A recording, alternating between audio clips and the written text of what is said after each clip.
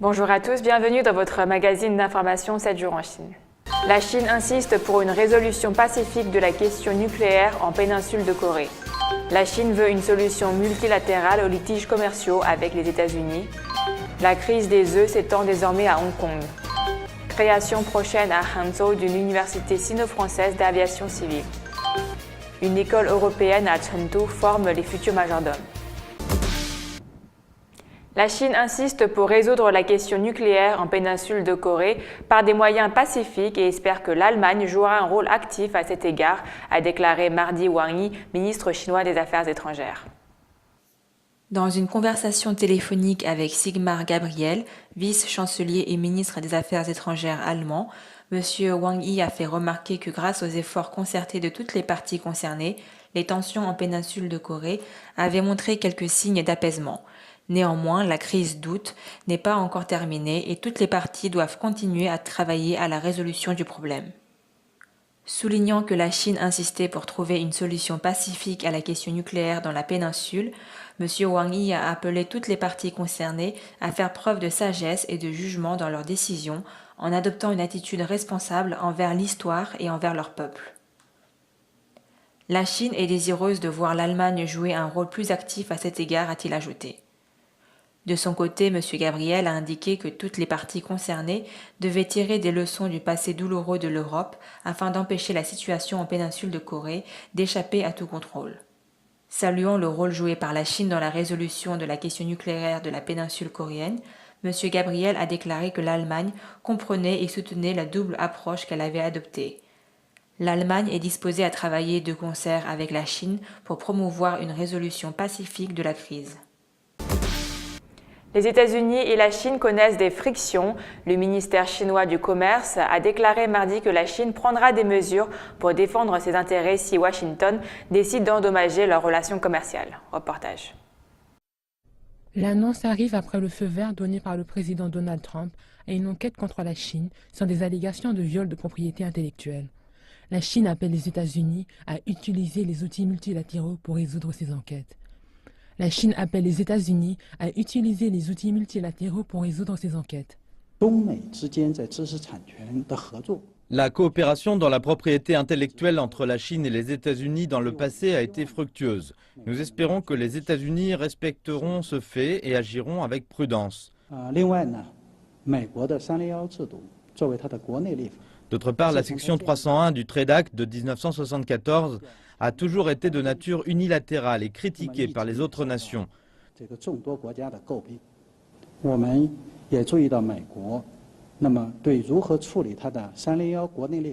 Nous avons aussi noté que les États-Unis avaient promis d'ajuster et de mettre en œuvre la section 301 d'une manière qui soit cohérente avec le multilatéralisme commercial. Nous espérons que les États-Unis conserveront leurs promesses et éviteront d'être ceux qui enfreignent le multilatéralisme. Alors que la peur liée aux œufs contaminés s'intensifie en Europe, la Commission européenne déclare désormais que 15 États de l'Union européenne, ainsi que la Suisse et Hong Kong, ont reçu des œufs venant de fermes infectées par l'insecticide potentiellement dangereux. C'est un scandale qui s'étend désormais sur 2 continents. Et alors que la Commission européenne a confirmé que les œufs infectés sont désormais arrivés aussi loin que Hong Kong, elle prévoit une réunion spéciale pour réunir ensemble les autorités européennes de la sécurité alimentaire. L'objectif est de tirer les leçons adéquates et de discuter des moyens d'améliorer de façon continue l'efficacité du système de l'UE pour gérer les fraudes alimentaires et les questions de sécurité alimentaire. Mais cette réunion avec les ministres de tous les États européens n'est pas totalement arrêtée avant la fin septembre, jusqu'à ce que tous les faits du scandale actuel des œufs ne soient connus. Actuellement, les procureurs analysent les preuves qu'ils ont collectées après avoir effectué des raids jeudi. Il y a eu des recherches dans 8 lieux différents aux Pays-Bas. Des véhicules et des biens immobiliers ont été saisis ainsi qu'un compte bancaire. 2 directeurs ont été arrêtés. Les directeurs en question travaillent pour l'entreprise hollandaise Chickfriend, qui est désormais au centre du scandale. L'entreprise est accusée d'utiliser un insecticide appelé fipronil pour traiter les poules ayant des mites dans les poulaillers. L'un des 15 pays de l'Union européenne qui a rappelé les œufs contaminés est le Royaume-Uni. Plus tôt cette semaine, il pensait qu'environ 20 000 œufs infectés par l'insecticide avaient été importés. Désormais, on parle de 700 000 œufs qui seraient arrivés au Royaume-Uni et provenant des fermes où le fipronil a été utilisé. Les experts sanitaires déclarent surveiller étroitement les œufs en question et leur traçabilité. Il est bien que l'industrie britannique alimentaire travaille étroitement avec nous, nous permettant ainsi de tracer toute la chaîne alimentaire. Et ainsi, ils ont été capables d'identifier tous les flux d'œufs et les produits qui ont été utilisés. Ce qui a permis de démontrer que désormais nous avons 700 000 œufs infectés. Cela pourrait croître un peu plus, mais nous sommes confiants que nous avons pu retrouver la majorité. Et même si certains des œufs contaminés peuvent encore se trouver sur les étals, les ministres européens de la Santé déclarent qu'il n'y a aucune raison de s'inquiéter. Ils précisent que les œufs concernés ont des taux si faibles d'insecticides qui ne posent pas de risque sanitaire. L'École nationale de l'aviation civile ENAC de France a signé vendredi dernier un accord de coopération avec des partenaires chinois pour créer une école supérieure de l'aviation civile à Hangzhou, capitale de la province chinoise du Zhejiang. Reportage. Cet accord signé avec l'ENAC, la compagnie aérienne chinoise Zhejiang Long Airlines Compagnie Ltd, l'Institut du tourisme du Zhejiang et le gouvernement de l'arrondissement de Xiaoshan vise à former des personnels chinois qualifiés dans le domaine de l'aviation civile. 5000 étudiants pourront être accueillis les premiers temps pour des études d'une durée de 4 ans. Cette université dispensera des enseignements dans différents domaines tels que le transport aérien, le contrôle aérien, la gestion des aéroports, le pilotage et les services à bord. Selon le responsable du projet, les parties prenantes mèneront une coopération globale dans les domaines de l'enseignement, de la recherche, de la formation, du service et de la gestion sociale. École mondialement réputée dans le secteur de l'aviation civile, l'ENAC apportera ses compétences en termes d'enseignement de qualité, notamment en ce qui concerne une gestion performante de l'université, l'envoi d'enseignants et la création d'un mode de formation des personnels adapté au marché international. Les investissements de cette nouvelle université proviendront principalement de la compagnie aérienne Long Airlines, qui offrira aussi des stages et même des emplois aux étudiants. Lors de la cérémonie de signature, le président de l'ENAC, Marc Walla, a indiqué que la création d'une université sino-française à Hangzhou était un choix historique car la Chine constituait le plus grand marché de l'aviation civile pour la France. Selon lui, Hangzhou est une ville pleine de charme, tant culturel qu'historique, et son développement économique est incroyable. Il est optimiste quant aux perspectives qui s'offrent à cette coopération et espère renforcer les échanges et la coordination afin de remporter de plus grands succès encore. Face à un développement prodigieux de ce secteur, la Chine envisage de promouvoir l'éducation dans l'aviation civile. Selon le 13e plan quinquennal de l'aviation civile, les institutions supérieures dépendant de l'administration de l'aviation civile formeront près de 50 000 personnes entre 2016 et 2020 pour répondre aux besoins de ce marché en pleine expansion.